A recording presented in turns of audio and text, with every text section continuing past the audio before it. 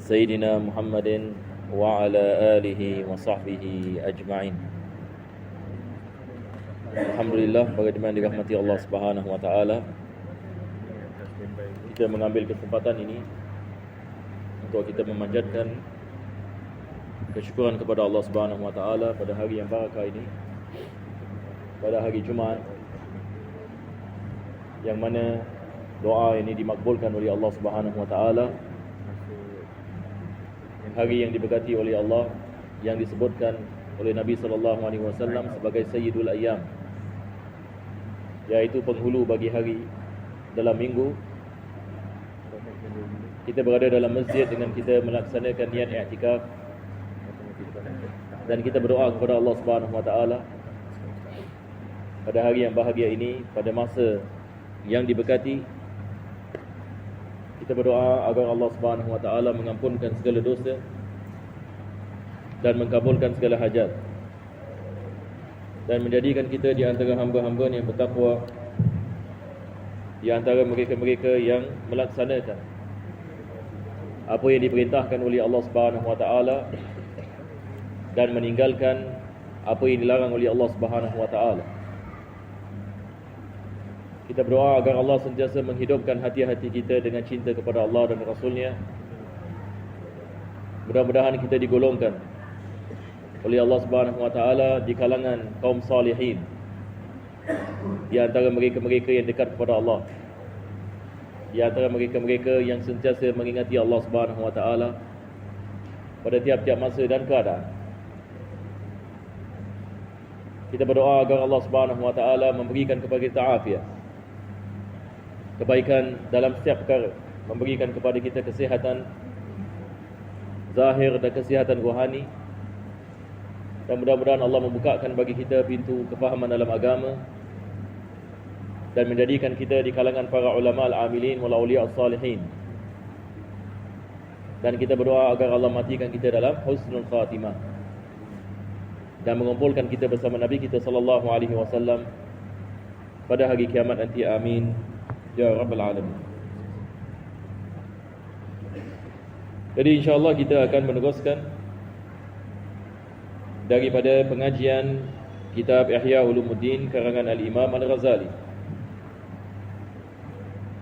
Dan kita telah sampai kepada bahagian yang mana Al-Imam Al-Ghazali membicarakan tentang Islam dan salat, yang mana beliau mengatakan seorang faqih ini maksudnya seorang ahli dalam ilmu fiqh. Apa yang dibicarakan oleh seorang faqih adalah hukum ahkam Islam dan hukum ahkam salat yang zahir.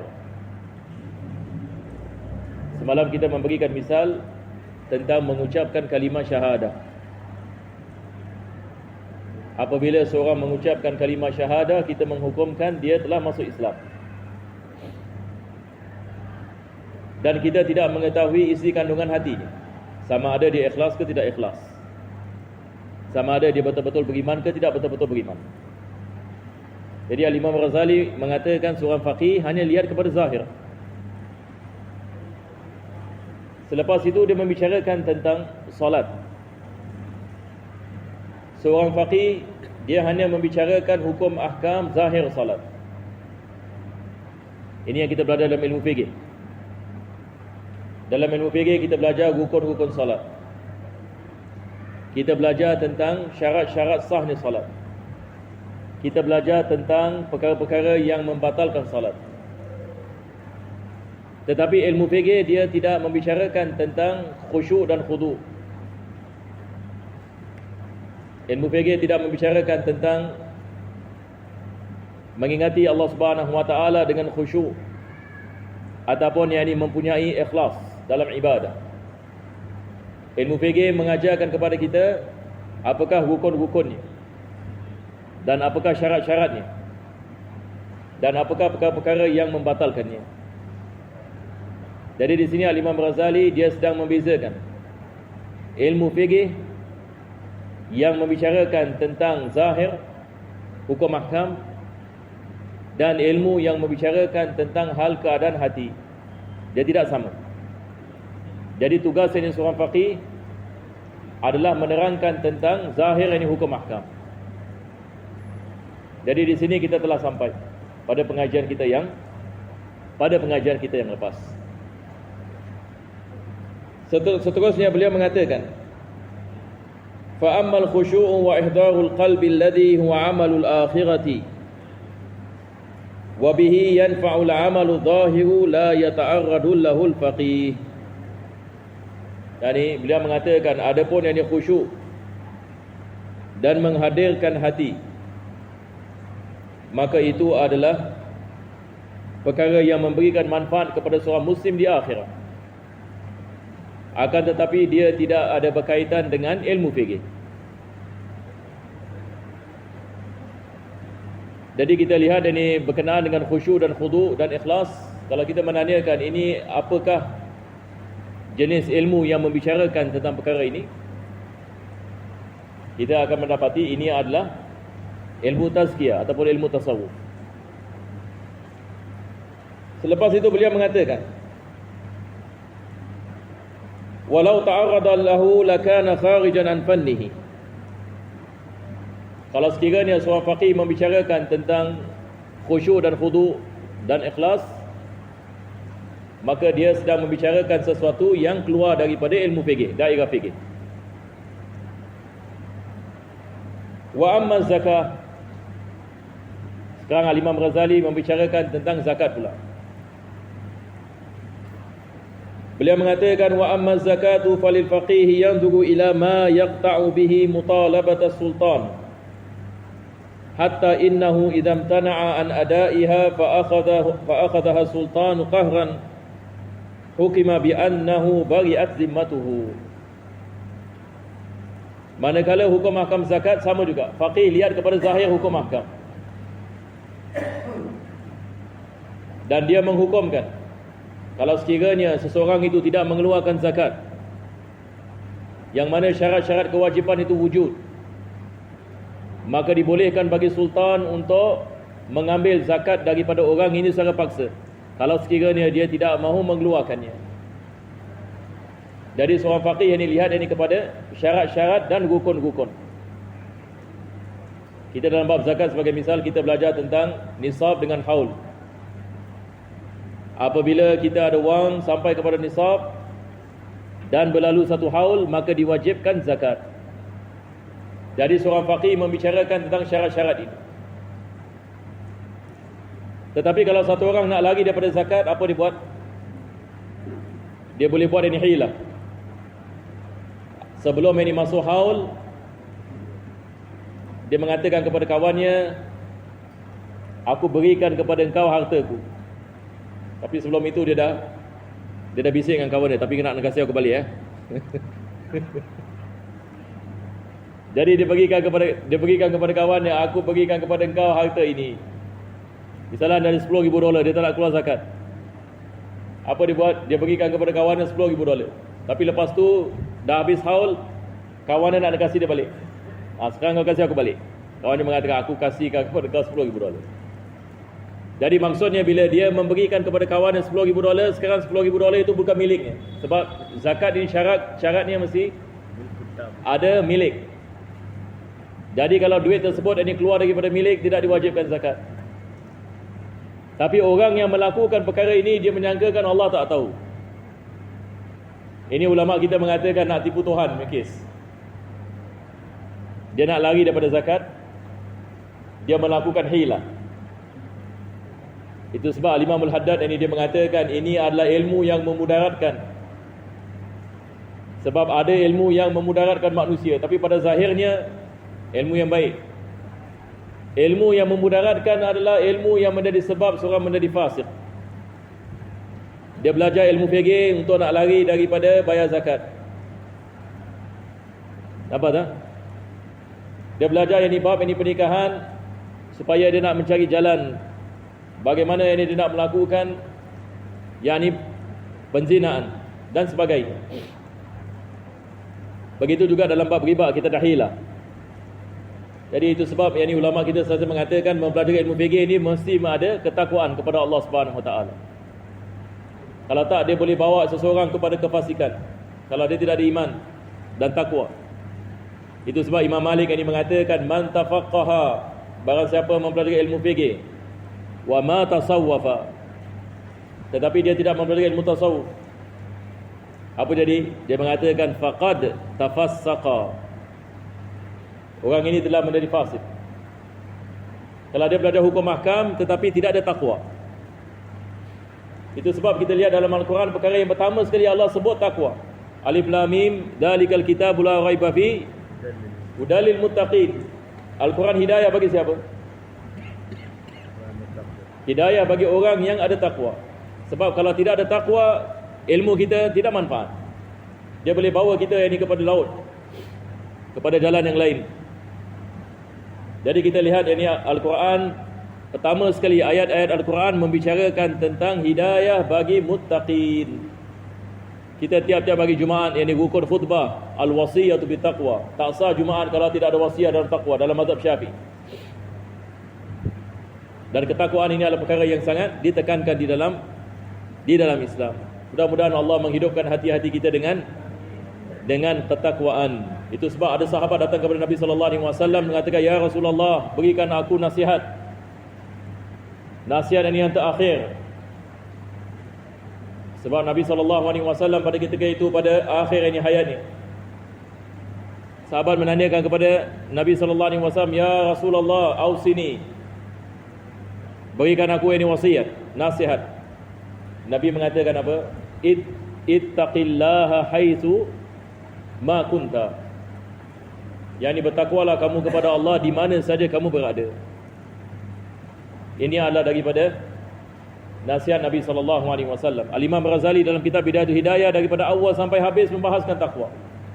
Daripada awal sampai habis Bidayatul Hidayah. Dia membawa definisi takwa, selepas itu dia syarahkan satu kitab. Dan dia menamakan kitab tersebut Bidayatul Hidayah. Ini baru bidayah, ini baru permulaan jalan menuju kepada Allah. Ya, ini ketakwaan ini kepada Allah Subhanahu wa taala. Akan tetapi ilmu ini dia berbeza dengan ilmu fikih. Ilmu fikih membicarakan tentang boleh dan tak boleh, halal dan tidak halal, yang wajib dan yang sunnah. Jadi Al-Imam Razali dia sedang membezakan ilmu fikih dengan ilmu selain daripada fikih. Selepas itu beliau mengatakan, wa hukiya anna Aba Yusuf al-Qadhi kana yahabu malahu li zawjatihi akhir al-haul. Ini seperti misal tadi saya mengatakan, Al-Imam Razali menukilkan kisah Qadhi Abu Yusuf, tapi Allahu a'lam, ini adalah dikisahkan dia melakukan sedemikian. Akhir haul dia memberikan hartanya kepada isterinya, yakni supaya tidak diwajibkan ini zakat.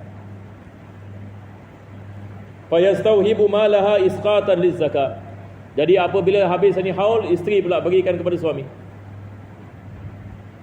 Fahukiya dzalika li Abi Hanifah radhiyallahu an, faqala dzalika min fiqhihi. Selepas itu dikhabarkan kepada Imam Abu Hanifah tentang apa yang dilakukan oleh Qadhi Abu Yusuf. Qadhi Abu Yusuf ini anak murid kepada Imam Abu Hanifah. Dan anak murid yang paling terkenal Al-Imam Abu Hanifah adalah Qadhi Abu Yusuf.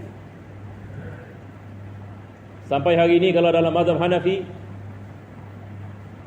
kalau mereka mengatakan sahiban, qala sahiban, dalam kitab-kitab yang fikih mazhab Hanafi, qala sahiban yang dimaksudkan adalah Al-Imam Qadhi Abu Yusuf dan Al-Imam Muhammad Syaibani. Ini adalah sahiban.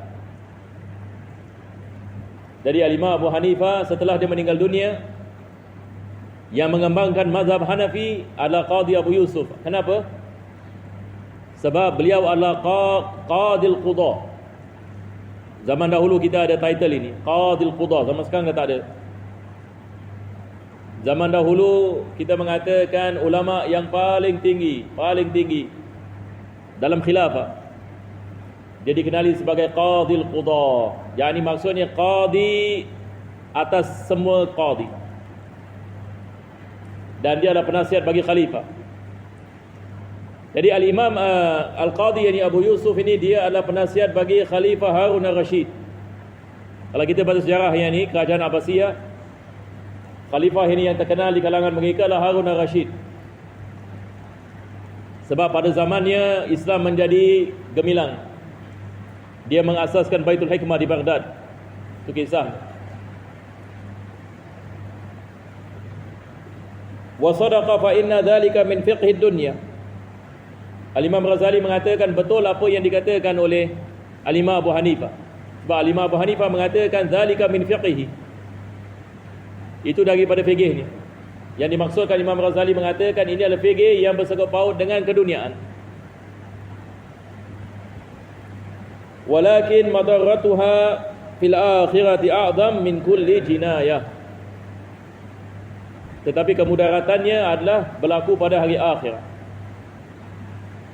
Maksudnya apa? Maksudnya satu orang menggunakan ilmu fikih untuk mendapatkan hasil keduniaan dan melari daripada hukum Allah Subhanahu wa ta'ala. Wa mithlu hadha huwa al-ilmu ad-dar. Al-Imam Ghazali mengatakan ini adalah ilmu yang memudaratkan. Ilmu yang memudaratkan, mempelajari ilmu fikih untuk memakan harta anak yatim. Mempelajari yang ilmu fikih untuk memakan yang harta wakaf atas nama agama. Maka atas nama agama orang boleh melakukan jinayah. Seseorang yang melakukan yang maksiat atas nama agama boleh berlaku dengan mempermainkan hukum Allah Subhanahu wa taala. Maka Imam Ghazali dalam kitab Ihya banyak membicarakan tentang ulama usul. Ulama-ulama yang jahat ini maksudnya mereka menggunakan agama sebagai wasilah untuk mendapatkan keduniaan. Ini kita berdoa agar Allah selamatkan kita daripada musibah ini. Jadi maksudnya di sini adalah ilmu agama ini kalau salah digunakan dia boleh menyesatkan. Bukan saja dia menyesatkan orang yang mengamalkan, dia juga boleh menyesatkan masyarakat awam. Mudah-mudahan Allah selamatkan kita. Wa ammal halal wal haram fal wara'u 'anil harami min ad-din walakin al wara'a lahu arba'u maratib. Selepas itu beliau membicarakan tentang halal dan haram dan beliau membicarakan tentang kepentingan ada wara' dalam halal dan haram. Dan beliau mengatakan wara' ini ada beberapa peringkat. Kita tangguhkan insya-Allah pada pengajian kita yang akan datang kita akan membicarakan tentang peringkat ini. Yang ini kitab Ihya beliau menerangkan wara' ini ada 4 peringkat. Bahasnya panjang masya-Allah. Satu muka surat. Dia membicarakan tentang wara' ini satu muka surat. Insya-Allah kita baca sikit-sikit kitab Ihya ini sikit-sikit. Jadi kita mengadakan pengajian ini bukan nak cepat khatam, tetapi kita nak mendapatkan manfaat dan barakah. Kita berdoa agar Allah Subhanahu wa taala memberikan kepada kita istiqamah. Saya tidak tahu kalau ada jemaah yang ada soalan, boleh tanya insya-Allah. Kalau tidak ada, kita berhenti di sini. Wa ila hadratin Nabi sallallahu alaihi wasallam. Al-Fatihah.